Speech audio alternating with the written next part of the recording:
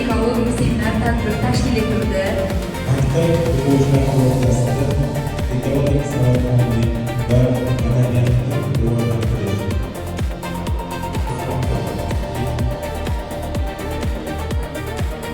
Maktabgacha va maktab ta'limi vazirligi hamda UNICEF xalqaro tashkiloti Zamin fondi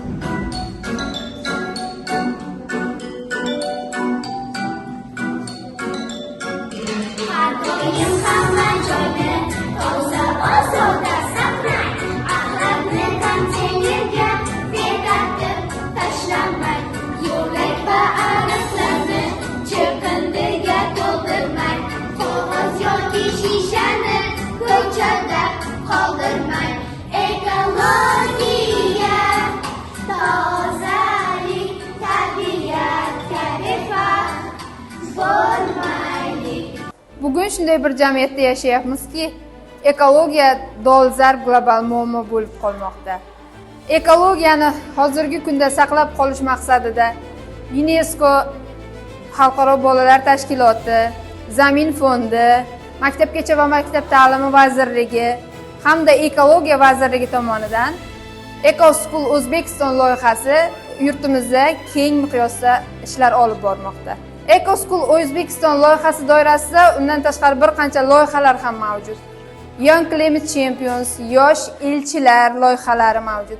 Bugun maktabimizda xuddi shunday loyihalarning biri Young Climate Champions loyihasi doirasida ekologik seminar trening tashkil etildi.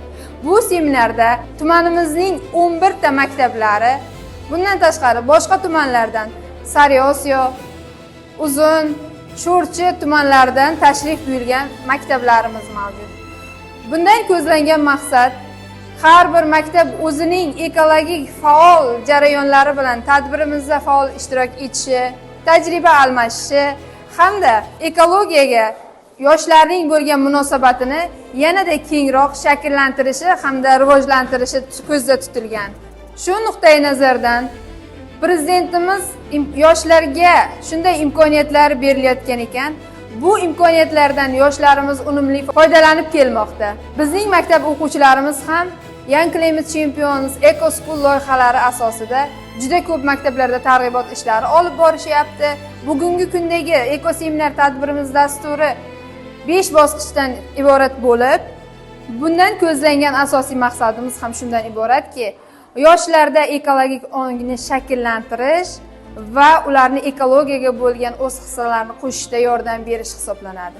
Zero har bir kichik qadamlar katta yutuqlarni keltirib chiqaradi.